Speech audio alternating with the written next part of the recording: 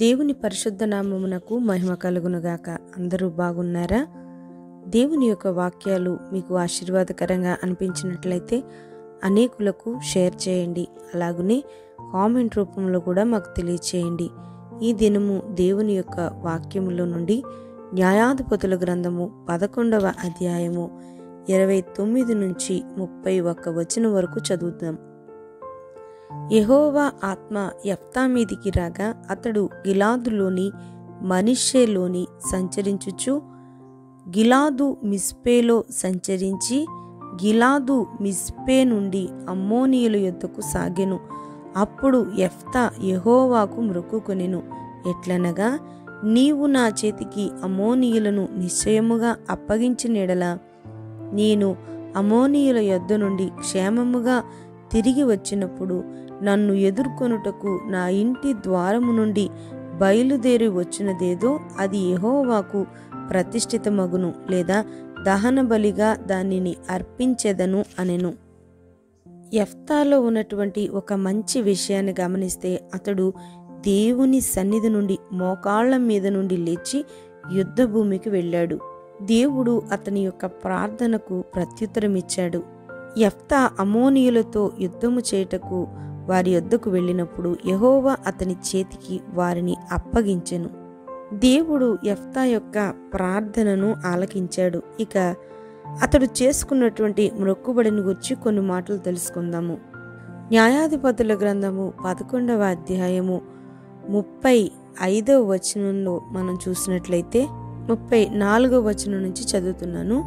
యెఫ్తా మిస్పాలోనున్న తన ఇంటికి వచ్చినప్పుడు అతని కుమార్తె తంబురలతోనూ నాట్యముతోనూ బయలుదేరి అతనిని ఎదుర్కొనెను.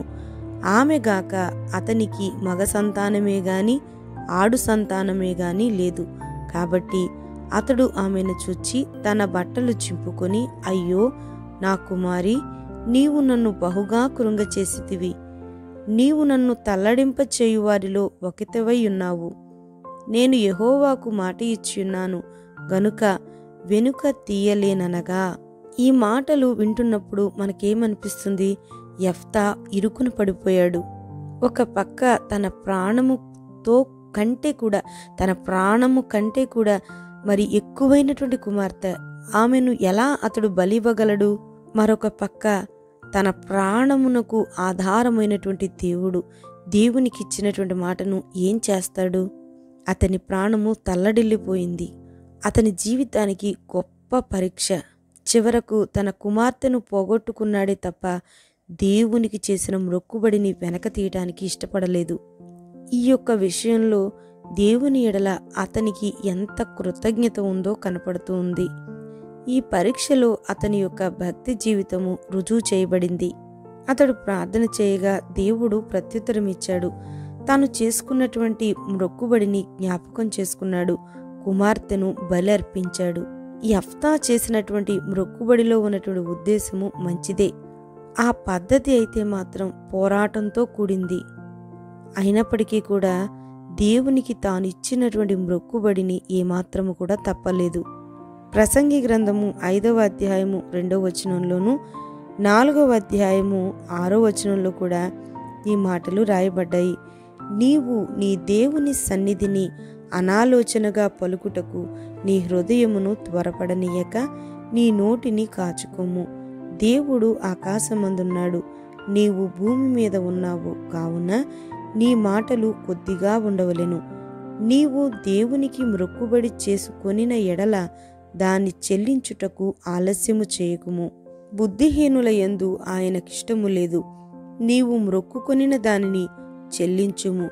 నీవు మొక్కుకొని చెల్లింపకుండుట కంటే మొక్కుకొనకుండుటయే మేలు. నీ దేహమును శిక్షకు లోపరుచున్నంత పని నీ నోటి వలన జరుగనీయకము. అది పొరపాటు చేత జరిగినని దూత ఎదుట చెప్పకము. నీ మాట వలన దేవునికి కోపము పుట్టించి నీవేళ కష్టమును వ్యర్థపరచుకునేదవు. అలాగునే వివేచింపక ప్రతిష్ఠితములని చెప్పుటయు మొక్కుకొనిన తరువాత దాన్ని గూర్చి విచారించుటయు ఒకనికి ఉరియగును అని మాటలు మనం చదువుతూ ఉన్నాము. దేవునికి చేసినటువంటి మొక్కుబడిని చెల్లించుట యెఫ్తా యొక్క కర్తవ్యము. కీర్తనల గ్రంథము 15వ అధ్యాయము 1-4 వచనాలను చూసినట్లయితే, యెహోవా, నీ గుడారములో అతిథిగా ఉండదగిన వాడెవడు? నీ పరిశుద్ధ పర్వతము మీద నివసింపదగిన వాడెవడు? అతడు ప్రమాణము చేయగా నష్టము కలిగినను మాట తప్పడు అనేటువంటి మాటను మనం చూస్తున్నాం. యెఫ్తా తాను చేసిన మొక్కుబడిని చెల్లించటానికి తీర్మానించుకున్నాడు. దేవుడు దానిని అంగీకరించాడు. విధవరాలు వేసినటువంటి కానుక అనాలోచనగా కనిపిస్తూ ఉంది. అయితే ప్రభు దానిని అంగీకరించి ఘనపరిచాడు. ప్రభు కొరకు వేయిపరిచిన అత్తరు బుడ్డి యొక్క విలువ చాలా గొప్పది. మానవ దృష్టిలో ఈ అభిషేకము వ్యర్థమైనది. అయితే ప్రభు దానిని అంగీకరించాడు. ఇహమందు తరాలకు ఆమె సమర్పణ జ్ఞాపకార్థమైనదిగా ప్రభు చేశాడు. పరమందు కూడా విలువైనదిగా అది ఎంచబడింది. ఈనాడు అనేక మంది తల్లిదండ్రులు అడిగే ప్రశ్న ఏంటంటే, మరి తమ యొక్క బిడ్డలను ప్రతిష్ఠించినప్పటికీ ఏమి ప్రయోజనము? బిడ్డలు తమ యొక్క హృదయములను ప్రతిష్ఠించుకోవాలి కదా అని అడుగుతున్నారు. ఇది మంచి ప్రశ్నే. కానీ యెఫ్తా యొక్క కుమార్తె తీసుకున్నటువంటి తీర్మానంలో ప్రతి తల్లిదండ్రులకు ఒక మంచి పాఠము కనబడుతూ ఉంది. యెఫ్తా కుమార్తె తండ్రి చేసినటువంటి మొక్కుబడిని తను కూడా అంగీకరించింది. న్యాయాధిపతుల గ్రంథము 11వ అధ్యాయము 36వ వచనాన్ని చూసినట్లయితే, ఆమె, నా తండ్రి, యెహోవాకు మాట ఇచ్చి ఉంటివా? నీ నోట నుండి బయలుదేరిన మాట చొప్పున నాకు చేయుము. యెహోవా నీ శత్రువులైన అమ్మోనీయుల మీద పగ తీర్చుకుని ఉన్నాడని అతనితో అనెను.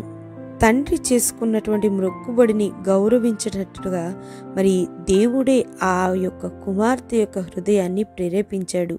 హన్నా చేసినటువంటి సమర్పణను దేవుడు గౌరవించి సమూయేలు హృదయమును దేవుని యందు సమ్మతిపరిచాడు. సహోదరులారా, మీ బిడ్డల పట్ల మరి మీ సమర్పణ ఎట్లా ఉంది?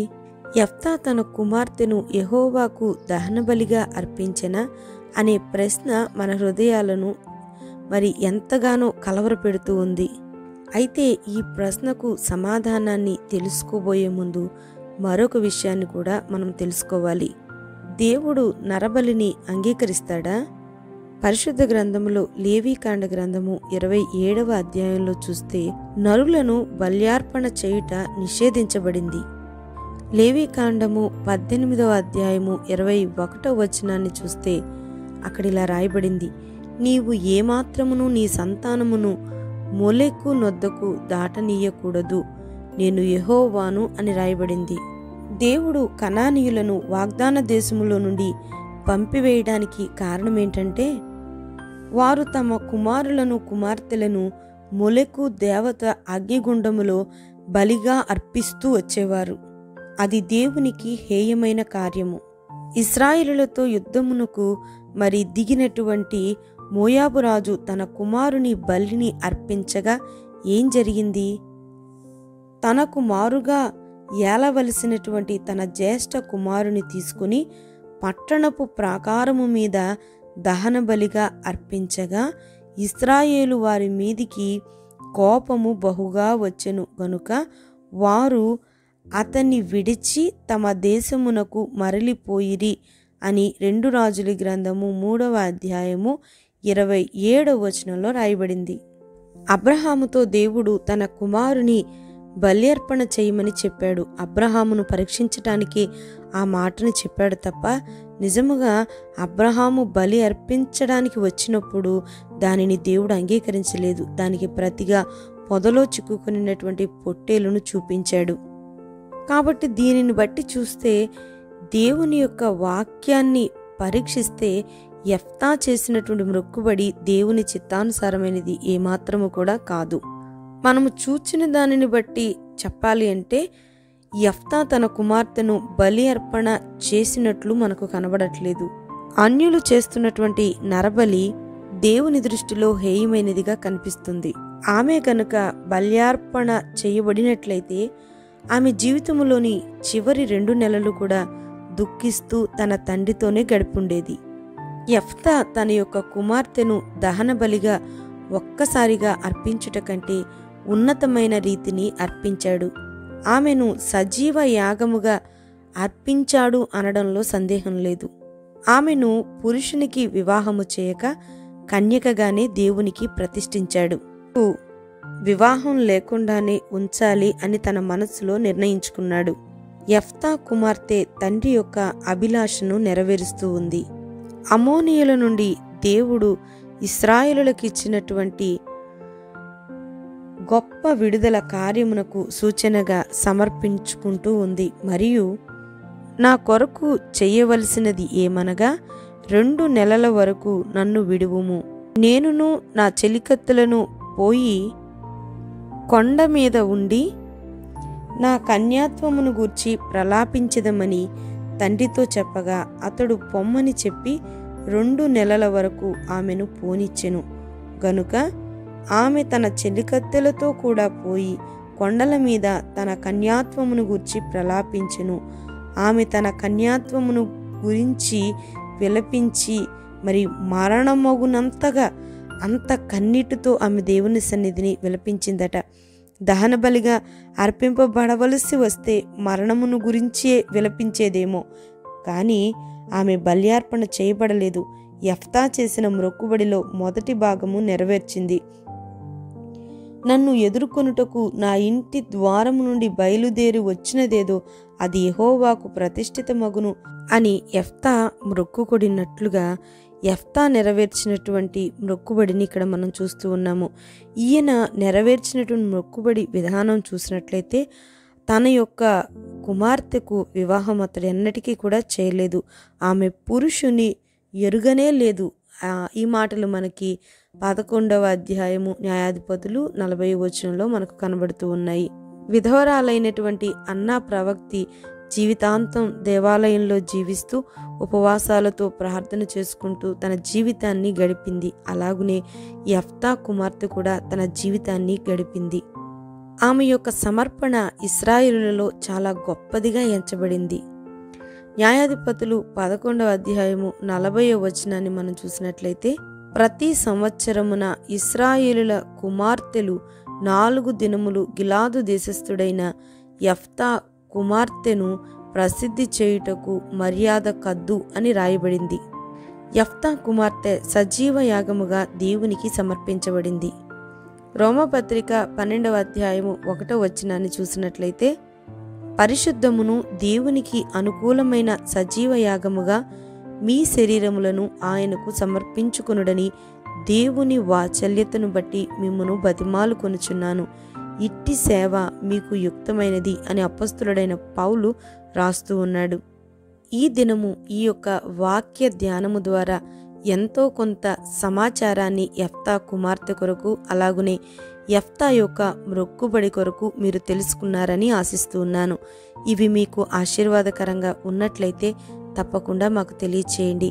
ఈ వాక్యములో మరి ఎలాగైతే యెఫ్తా తన యొక్క మ్రొక్కుబడిని చెల్లించటంలో వెనక్కి రాకుండా మరి దేవుని సన్నిధిని నిలవబడ్డాడో, అది దేవునికి ఇచ్చినటువంటి మాట, చేయబడినటువంటి వాగ్దానం అని నమ్మి యెఫ్తా కుమార్తె తన జీవితాన్ని కూడా త్యాగం చేయటానికి ఎలాగైతే నిలబడిందో, ఇట్టి 2 లక్షణాలను కూడా మన ఆత్మీయ జీవితంలో మనము కలిగి దేవుని కృపలో వర్ధిల్లుదాము. అట్టి కృప దేవుడు మనకు అనుగ్రహించునుగాక.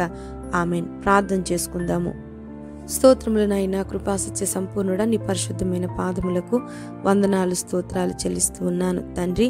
ఈ యొక్క దినమునైనా వాక్యము ద్వారా మీరు మాతో మాట్లాడారు.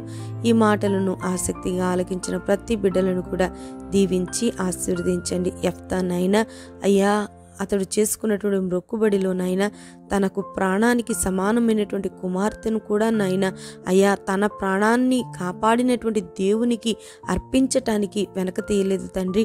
అటువంటి నా తండ్రి త్యాగపూరితమైన జీవితాలను మీరు మాకు అనుగ్రహించండి. జ్ఞానముతో కూడినటువంటి సమర్పణను అయా మేము చెల్లించటానికి మీరు కృప చూపించండి తండ్రి. మాటకు విధేయురాలుగా మించి అది దేవునికి చేయబడినటువంటి ప్రమాణము అని నమ్మి తన జీవితాన్ని నీకు అర్పించినటువంటి నాయన యెఫ్తా కుమార్తెలో ఉన్నటువంటి మంచి సుగుణాలు మాకు కూడా నేర్పించండి. మాలో ఉన్న విధేయతలను తొలగించండి. అన్ని విషయాలలో నిన్ను మహిమపరిచేవారిగా మమ్మల్ని తయారు చేయండి. ఈ దినమంతా మీరు మాకు తోడుగా ఉండండి స్వామి. బిడ్డలు చేస్తున్న ప్రయత్నాలు, వారి ఉద్యోగాలు, వ్యాపారాలు, వ్యవసాయాలు, చేతి పనులు సమస్తాన్ని దీవించండి. వారికి క్షేమస్థితిని దయచేయండి. నీ రాకడ కొరకు మమ్మల్ని ఆయుధపరచమని, ఈ మాటలను మా హృదయంలో స్థిరపరచమని యేసు పరిశుద్ధ నామంలో అడుగుతున్నాను తండ్రి. ఆమెన్.